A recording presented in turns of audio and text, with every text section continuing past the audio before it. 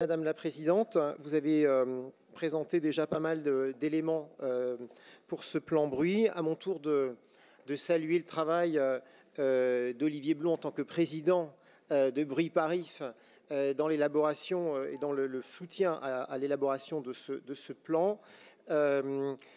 Pour aller en complément des points évoqués par la Présidente, ce plan bruit, elle l'a dit, 100 millions d'euros qui seront mobilisés pour diminuer le bruit dans les transports, améliorer le confort sonore et faire de la prévention auprès du public, des publics les plus fragiles et notamment des jeunes. Ce plan vise évidemment un certain nombre de domaines sur lesquels nous avons des leviers d'action qui nous sont propres. Je pense notamment au bruit ferroviaire. Vous le savez, nous avons des compétences qui nous sont propres, donc nous pouvons agir. Nous avons dans ce plan l'intention d'identifier aussi les 100 points noirs en Île-de-France et les 100 communes où sont ces points noirs de bruit pour évidemment prioriser nos actions. Et comme je viens de le dire, sur le bruit ferroviaire, les choses déjà déployées seront encore davantage déployées avec des crédits supplémentaires sur les écrans anti-bruit, l'isolation des façades, la réduction des bruits de freinage. Tout cela s'inscrira dans ce plan avec un doublement des crédits pour atteindre 30 millions d'euros. Nous voulons également diviser par 5 les nuisances sonores pour les riverains en proximité des routes. Donc c'est un autre chantier, les ferroviaires d'un côté, les routes de l'autre. 150 km de routes sont considérées comme les plus bruyantes en Île-de-France, sont identifiées comme les plus bruyantes en Île-de-France. Nous voulons agir sur ces kilomètres-là avec un effort qui a déjà été engagé et qui continuera à l'être avec un certain nombre d'actions, notamment sur les bus de la région Île-de-France, puisque dès 2025, près de 50% des bus franciliens rouleront à l'électrique ou au bio-GNV, qui ont un impact concret sur le bruit. 90% des bus électriques sont silencieux, vous le savez. La région Île-de-France a également décidé d'agir contre les incivilités et notamment les incivilités des 2 roues trafiquées en soutenant le développement, comme la Présidente l'a indiqué, de radars sanctions capables de verbaliser les véhicules équipés de pots d'échappement illégaux. C'est une action très attendue avec laquelle nous avons travaillé sur ce point avec Bruit Parif pour notamment obtenir l'homologation du laboratoire national de mesure, ce qui est un préalable pour pouvoir déployer ces radars.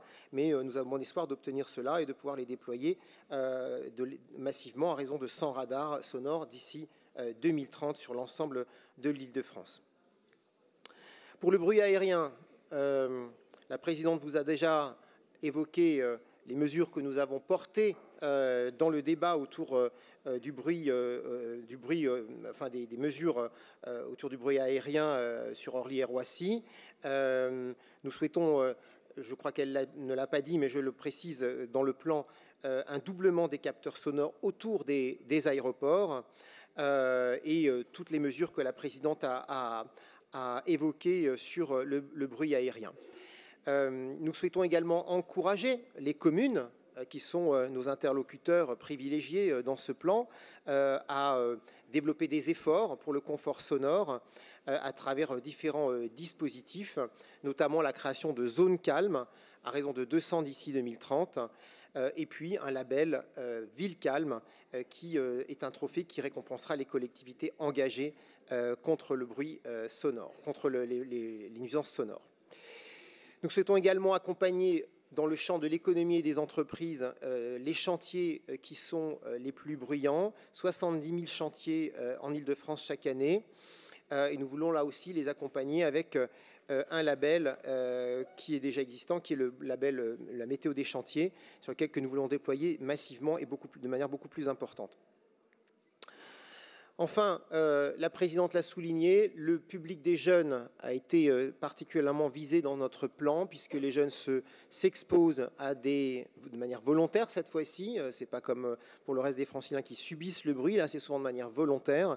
Nous avons prévu un certain nombre d'actions de sensibilisation des plus jeunes, et notamment des adolescents, sur leur exposition au bruit, avec différents outils de sensibilisation, dont l'utilisation de l'application La Base et le téléchargement de ERA qui est d'ailleurs disponible à l'entrée. Vous l'avez vu, c'était dans l'anticipation de phase par rapport à ce débat aujourd'hui. Vous pouvez tester votre audition. Certains l'ont fait et ont eu de mauvaises surprises. Je vous invite à le faire pour vérifier que vous entendez bien.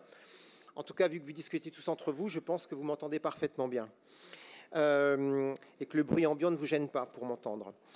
Enfin, en conclusion de ce plan, je le conclurai en disant que nous avons déjà fait un certain nombre d'actions depuis un certain nombre d'années pour lutter contre le bruit. 70 communes aujourd'hui sont déjà protégées du bruit routier grâce à l'action de la région.